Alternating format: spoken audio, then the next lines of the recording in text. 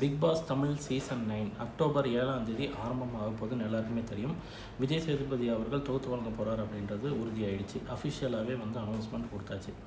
ஆனால் இந்த சீசனில் எந்த மாதிரியான மாற்றங்கள் நடக்க போகுது, மக்களை வந்து ரொம்ப சுவாரஸ்யப்படுத்துறதுக்காக எந்த மாதிரியான விஷயங்களை வந்து புதுசாக கொண்டு வந்திருக்காங்க அப்படின்றது ஒரு மேலாப்பில் எல்லா வலைத்தளங்களிலும் பெரும்பாலும் பேசப்பட்டு வருது. அதில் ஒரு முக்கியமான விஷயம் என்ன அப்படின்னா, இந்த பிக் பாஸ் மேடை, அதுவும் இந்த சனிக்கிழமை ஞாயிற்றுக்கிழமை நடக்கக்கூடிய இந்த விவாதங்கள் வந்து ஒரு விசாரணையாகவே மாறப்போகுது.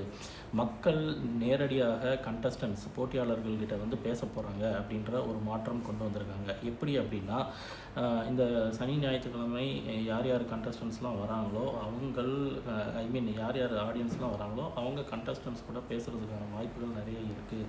இதுதான் இப்போ கொண்டு வந்திருக்கிற மாற்றம். இதுக்கு முன்னையும் பேசிகிட்டு இருந்தாங்க, பட் பெரிய அளவில் வந்து ஒரு இன்ட்ராக்ஷன் இருக்காது.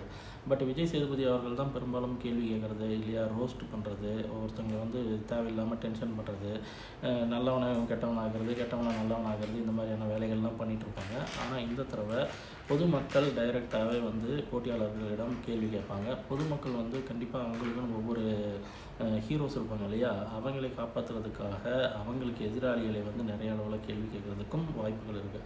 ஸோ இந்த மாதிரியான விஷயங்கள் நடக்கும்போது விஜய் சேதுபதி அவர்கள் அந்த மேடையை ஒரு எப்படி வந்து ஒரு எல்லாருக்குமே பொதுவான மேடையாக மாற்ற போகிறார், ஒரு சைடாக, அதாவது ஒரு தலைபட்சமாக இல்லாமல் எப்படி இந்த மேடையை வந்து காப்பாற்ற போகிறார் அப்படின்றத பார்ப்போம். ஸோ இந்த மாதிரி விவாதங்கள் நடக்க ஆரம்பிச்சதுன்னா அது ஒரு விசாரணை கூடமாகவே மாறும் அப்படின்னு எதிர்பார்க்கப்படுது. இதுதான் இந்த சீசனில் நடக்கக்கூடிய ஒரு பெரிய மாற்றம் அப்படின்னு சொல்கிறாங்க. அது போக அவங்க எல்லாருக்குமே யார் யார் கண்டஸ்டன்ஸாக வருவாங்க அப்படின்ற எதிர்பார்ப்பு இருந்துகிட்டே இருக்கும். அது மட்டும் இல்லாமல் இந்த போட்டியில் எந்த மாதிரியான சண்டைகள் நடக்க போகுது அப்படின்னும் ரொம்ப ஆர்வம் இருந்துகிட்டே இருக்கும். ஸோ இந்த தடவை போட்டியாளர்களுடைய சண்டைகள் அப்படின்றது மட்டும் இல்லாமல் வெளியில் இருக்கக்கூடிய பார்வையாளர்களும் சண்டை போட போகிறார்கள். அது சண்டையா இல்லை விசாரணையா அப்படின்றத பொறுத்திருந்து தான் பார்க்கணும். சரி மக்களே, இதுக்கு முன்னே நடந்த Bigg Boss season 8 Vijay Sethupathi அவர்கள் தொகுத்து வழங்கினது உங்களுக்கு உண்மையிலேயே பிடிச்சிருந்ததா? அவர் பண்ணதில் எந்த விஷயங்கள் உங்களுக்கு வந்து ரொம்ப உங்களை அட்ராக்ட் பண்ணிச்சு அப்படின்றத வந்து கமெண்ட்டில் சொல்லுங்கள். இது மட்டும் இல்லாமல் இனி வரக்கூடிய நாட்களிலும் பிக் பாஸ் சம்மந்தமான அப்டேட்ஸை வந்து இந்த சேனலில் கொடுக்கலாம் அப்படின்னு இருக்கோம். ஸோ உங்களுடைய ஆதரவை வந்து நீங்கள் கொடுங்க. எந்த அளவுக்கு என்னால் முடிஞ்ச விஷயங்கள் பேச முடியுதோ, உங்களுக்கு பிடிச்ச மாதிரி பேச முடியுதோ அது மாதிரி நான் பேசுகிறதுக்கான முயற்சிகளை எடுக்கிறேன். ஒரு சின்ன மோட்டிவேஷன், சப்ஸ்கிரைப் பண்ணிங்க அப்படின்னா ஒரு சின்ன மோட்டிவேஷன்.